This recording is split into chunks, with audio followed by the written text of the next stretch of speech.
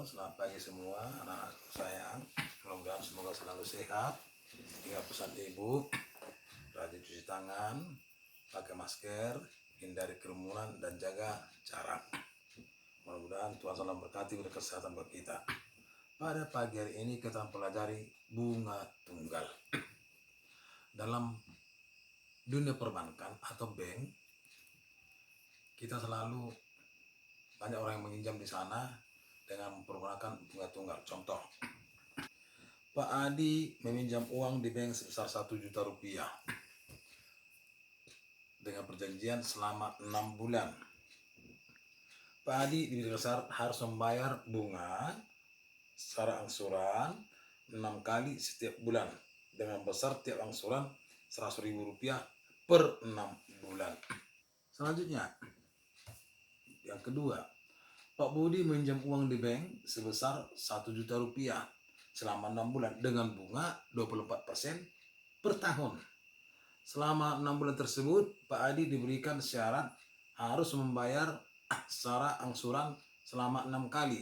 Setiap bulan 1 kali angsuran.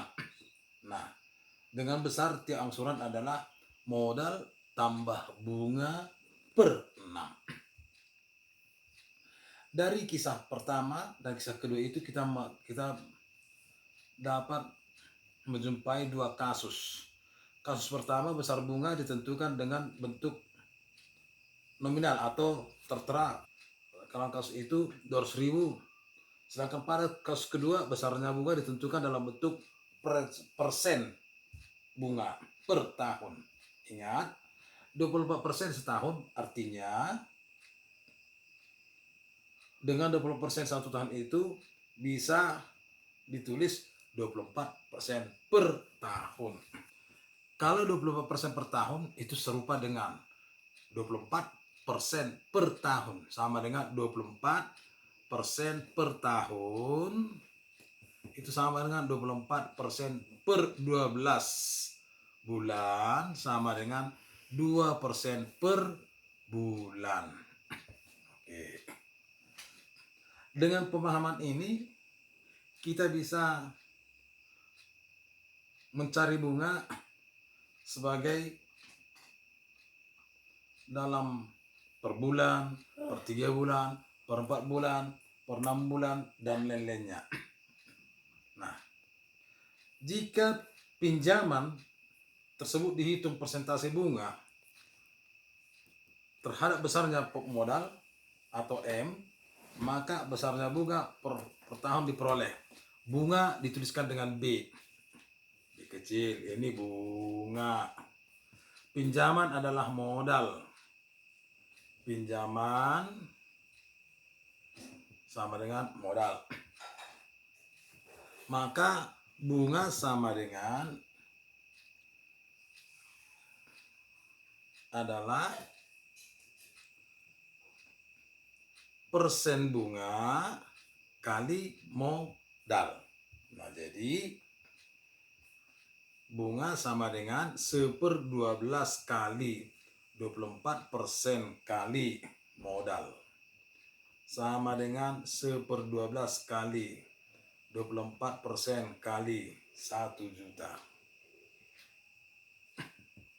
Sama dengan, setelah kita sederhanakan, dengan bunga 20.000 per bulan. Berarti beliau harus membayar modal bagi 1 juta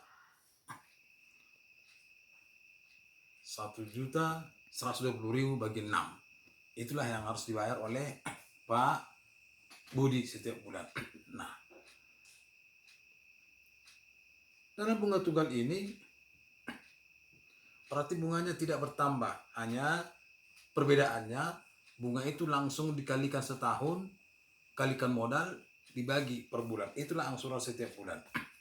Dapat dikatakan bunga tunggal itu adalah bunga yang tidak bertambah-tambah, tetapi itulah langsung per tahun. Biasanya memang bank mempergunakan bunga tunggal dan bukan bunga majemuk.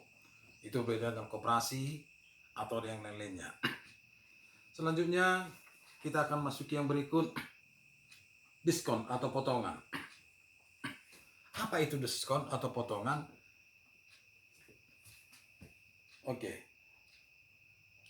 Pada suatu saat kita pergi belanja ke toko, minimarket atau supermarket atau tempat-tempat lain yang kadang-kadang kita bisa mempunyai tulisan di sana dituliskan diskon 10%, diskon 20%, diskon 50% dan seterusnya. Secara umum diskon merupakan potongan harga yang diberikan oleh penjual terhadap suatu barang,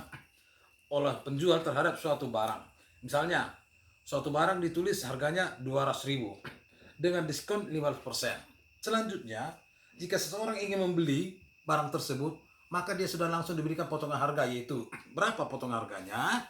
Nah, 15% kali 200.000 sama dengan 30.000. Berarti yang harus dibayar oleh pembeli adalah Rp200.000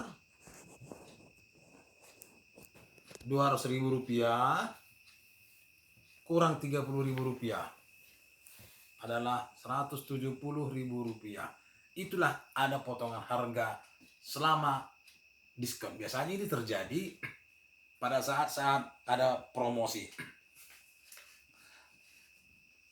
Jika diskon dikatakan potongan harga, kita masuk kepada pajak. Pajak adalah besaran nilai suatu barang atau jasa yang wajib dibayarkan oleh masyarakat kepada pemerintah. Besaran nilai suatu barang atau jasa yang wajib dibayarkan oleh masyarakat kepada pemerintah. Hal ini perlu kita pahami bahwa bagaimana cara menghitung besaran pajak secara sederhana. Andaikan misalnya pajak diatur oleh peraturan perundang-undangan sesuai dengan jenis pajak. Dalam transaksi jual beli, terdapat jenis pajak yang harus dibayar oleh pembeli, yaitu pajak pertambahan nilai. Pajak pertambahan nilai yang harus dibayarkan pembeli kepada penjual atas konsumsi pembelian barang atau jasa. Penjual tersebut mewakili pemerintah untuk menerima pembayaran pajak dari pembeli untuk disetorkan ke kas negara. Besarnya PPN atau pajak pertambahan nilai itu dihitung dari harga jual dan biasanya harganya itu 10%. Buka bukumu halaman 81. Contoh, seseorang menjual barang dengan harga 200.000 tanpa pajak. Selanjutnya barang tersebut dibeli seseorang dengan pajak pertambahan nilai 10%. Sehingga uang yang harus dibayar oleh pembeli kepada penjual termasuk pajaknya adalah, tadi katakan PPN. Harga barang Rp200.000. Pajak pertambahan nilai 10%. Berarti PPN adalah 10% kali 200.000 sama dengan 20.000. Maka yang harus dibayar